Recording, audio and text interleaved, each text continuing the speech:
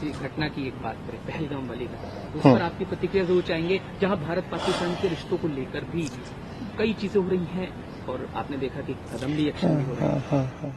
देखिए, अभी हम गीता की बात कर रहे थे, तो गीता में श्री कृष्ण अर्जुन को कहते हैं कि अर्जुन, ऐसा कोई समय नहीं था जब तुम नहीं थे या मैं नहीं था।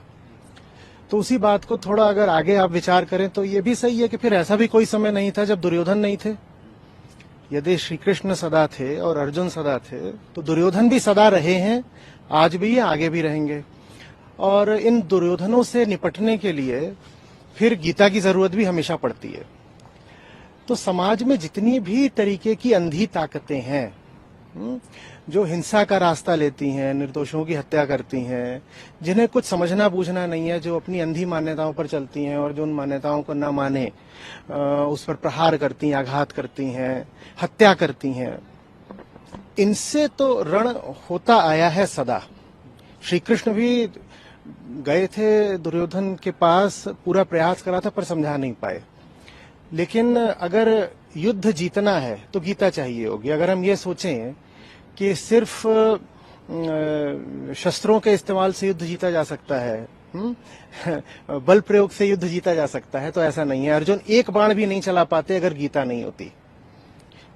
तो आज तो और जरूरी है कि जब धर्म के नाम पर ही युद्ध छिड़ा हुआ है, कि हमें पता तो चले कि वास्तविक धर्म कहते किसको हैं। और जब वास्तविक धर्म पता चलता है तो फिर अपने आप स्पष्ट हो जाता है कि किन मुद्दों की उपेक्षा करनी है और किन युद्धों में प्रण प्राण से जूझ जाना है। आज भारत जहां खड़ा है और जो तमाम तरीके के संघर्ष हमारे सामने हैं, जिसमें पहलगाम जैसे बर्बर हत्याकांड भी आते हैं, गीता की तो हमें बहुत जरूरत है। और उसके बाद फिर हमें दिखाई देगा कि ये जो दुर्योधन है, भले ही ये कई तरीके से अपनी तादाद बढ़ा बैठे हों, बहुत इनका बल दिख रहा हो सामने, लेकिन फिर भी इनसे जूझा जा सकता है, निष्काम भाव से जूझा जा सकता है। और अक्सर ये होता है कि जब आप परिणाम की परवाह करे बिना जो काम सही है वो करते हैं, तो विजय अपने आप पीछे पीछे आ जाती है। एक सवाल जरूर मैं इसी पर आपसे पूछना चाहूंगा। आप एक संदेश के तौर पर भी अगर हम देखें, खासकर अगर हम रिचुअल बात करें और साथ साथ हम जहां धर्म की बात कर रहे थे, क्योंकि आपने भी देखा होगा कि इस मामले को लेकर कई तरह की चर्चाएं जो हैं, खासकर कि धर्म पूछकर किसी को किल करना, और खासकर अगर पाकिस्तान की तरफ से एक ऐसी जगह जो जन्नत है धरती की, वहां पर अगर ऐसा कुछ होता है, तो इस तमाम चीजों को लेकर देखिए, पहली चीज तो ये कि गीता, वेदांत, अध्यात्म, जिसको सबसे पहले हटाते हैं मन से, वो है डर। डरना नहीं है। कैसा डर? क्या खो जाना है? वेदांत आपसे कहता है कि आप वो हो जिसका कुछ बिगड़ नहीं सकता, शस्त्र जिसे छेद नहीं सकते और अग्नि भी जिसे जला नहीं सकती है। तो सामने कोई खड़ा हो, दुनिया की बड़ी से बड़ी ताकतें खड़ी हो, डरने की कोई वजह नहीं है। जब हम ओम शांति शांति शांति कहते हैं ना, तो तापत्रय है। उपनिषदों के शांति पाठ का समापन होता है 3 बार शांति कहने से, ओम शांति शांति। वो तापत्रय है, माने 3 तरीके के ताप। ताप माने बिल्कुल गर्म हो गए हैं, प्रतिक्रिया चल गई है, एक भावनात्मक आवेग आ गया है। नहीं, श्री कृष्ण कहते हैं विगत ज्वर। कहते हैं कि गर्मी में कोई काम नहीं करना, युद्ध पूरा लड़ना और अंत तक लड़ना है, लेकिन विगत ज्वर होकर के। ज्वर माने बुखार, है ना, कि सामने वाले ने कुछ करा और उसने करा ही आपको भड़काने के लिए है, और आपने प्रतिक्रियावश फिर कुछ कर दिया। वो तो चाहता है कि आप प्रतिक्रिया करें। हम जो करेंगे अपने बोध से करेंगे, अपनी समझ से करेंगे, उसके कहे अनुसार प्रतिक्रिया नहीं करेंगे, उसके चाहे अनुसार हम रिएक्शन नहीं करेंगे।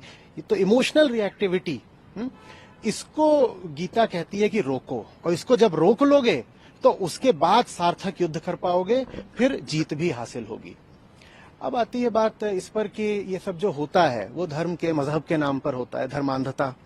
देखिए, जहां कहीं भी धर्म का अर्थ ये बन जाएगा कि कुछ अंधी मान्यताएं हैं, इनको बस मानते चलो, तो उसका नतीजा हिंसा के तौर पर ही होगा। बहुत स्पष्ट है। देखिए, आपको कहा गया है आपकी ये किताब है उसमें कुछ बातें लिखी हैं वो आप मानिए, और वो सारी बातें हैं वो बस मान्यताएं हैं कि ऐसा हुआ ऐसा हुआ ऐसा हुआ, अब ये करो अब ये करो, और ऐसे लोग अच्छे नहीं होते, ऐसे लोग बुरे होते हैं, ऐसे लोग काफिर होते हैं, उसको मानो। दूसरे की किताब है उसमें कोई और बात लिखी हुई है, और ये दोनों बातें कभी मेल खा नहीं सकती, क्योंकि दोनों जो हैं वो बस विश्वास पद्धतियां हैं, बिलीफ सिस्टम्स हैं। और बिलीफ सिस्टम्स तो लगभग हर धार्मिक धारा में होते हैं, लेकिन उनमें बोध के लिए जगह होनी चाहिए ना। हाँ, कि सवाल भी तो कर सकें, समझने के लिए, जानने के लिए, बोध के लिए पूछ भी सकें, जिज्ञासा भी तो कर सकें। पर जहां पर जिज्ञासा के लिए कोई जगह नहीं होती वहां बड़ी धर्मांध कट्टरता पनपती है, और आदमी सोचने लगता है कि उसकी जो मान्यता है, उसकी जो बिलीफ है वही सत्य है, और जो उसकी मान्यता पर नहीं चल रहा वो गंदा आदमी है, विधर्मी है, काफिर है, और उसको मारना भी जायज हो जाता है। और मारने के बाद आदमी यही नहीं करता कि बस मार दिया, वो कहता है मैंने तो कोई बहुत अच्छा काम करा है, मैंने तो बहुत बढ़िया काम करा है। अभी हाल में था, मैं पढ़ रहा था, कोई पाकिस्तानी आतंकवादी था और भारत में वो मारा गया, तो पाकिस्तान में उसके पिता ने अगले दिन उसकी शादी की दावत रखी। बोले अब ये ऊपर गया है तो इसके ऊपर हूरों से अभी शादी हो रही है। अब जब ऐसी आप मान्यता रख लोगे, ऐसी आप कहानियों का नाम धर्म रख दोगे, तो फिर दुनिया भर में रक्तपात होना तय है। धर्म का मतलब किस्सा कहानी मान्यता नहीं होना चाहिए। आप किस चीज में विश्वास करते हैं, यकीन करते हैं, ये धर्म नहीं है। स्वयं को जानना और जीवन को जानना, इसका नाम धर्म है, और यही धर्म सनातन है, इसी का नाम वेदांत है। और कोशिश कर रहे हैं कि जो वास्तविक धर्म है उस तक लेकर आ सकें, उस तक हम सबको लेकर आएंगे तो वही अहिंसा है, वही प्रेम है, वही पूरे जगत में शांति का मार्ग है। एक आखिरी सवाल जरूर आपसे पूछना चाहूंगा। जिज्ञासा, हाँ। जब गुनाह करे उसके बाद वो आंख भी दिखाए, उसके बाद वो गला काटने की भी धमकी दिखाए, ऐसे में क्या करें? नहीं, देखिए, जो गलती करेगा 90% संभावना है कि वो आंख भी दिखाएगा और धमकी भी देगा, क्योंकि डर और आक्रामकता हमेशा एक साथ चलते हैं। डर और आक्रामकता, जो जितना डरा हुआ होता है ना, वो बाहरी तौर पर उतना हिंसक हो जाता है। इसीलिए जिन विश्वास पद्धतियों में डराने की बड़ी परंपरा है, वहां पाओगे आपके लोग उतने ही आक्रामक होते जा रहे हैं। तो इसमें कोई बड़ी बात नहीं कि कोई एक तो गलती कर रहा है, अन्याय, अत्याचार, हिंसा, हत्या कर रहा है, और उसके बाद चढ़ने की भी कोशिश कर रहा है। ये सदा होता आया है, वो यही करेंगे। पर हमें समझना है कि हमें क्या करना है, और हमें जो करना है वो हमें भावना के उद्वेग में नहीं करना है, हमें बस बदला निकालने के लिए नहीं करना है। हमें स्थिति को जानना है, समझना है, और जब युद्ध की स्थिति हो तो कृष्ण से अच्छा पथ प्रदर्शक कोई हो नहीं सकता ना। भगवत गीता तो रची ही गई है किसी आश्रम में नहीं, किसी वन में नहीं, किसी शांत अरण्य में नहीं, वो तो रची ही गई है युद्ध क्षेत्र में। तो अर्जुन खड़े हैं और बड़ा भीषण युद्ध सामने है, तो उस समय तो हमें श्री कृष्ण से पूछना ही पड़ेगा कि अब बताइए क्या करना है। और उसके बाद फिर युद्ध होता है, और फिर देखा जाता है जो भी होगा। निष्काम युद्ध है, जो भी अंजाम निकले। लेकिन अंधा युद्ध नहीं लड़ना है, अंधा नहीं होना चाहिए। प्रतिक्रिया नहीं, बस दूसरे से बदले की भावना नहीं, अंधी नफरत नहीं। युद्ध तो जरूर हो, संघर्ष तो जरूर हो, लेकिन वो बहुत जगा हुआ जागृत संघर्ष होना चाहिए। उसमें किसी अंधी भीड़ का नशा जैसा नहीं दिखना चाहिए।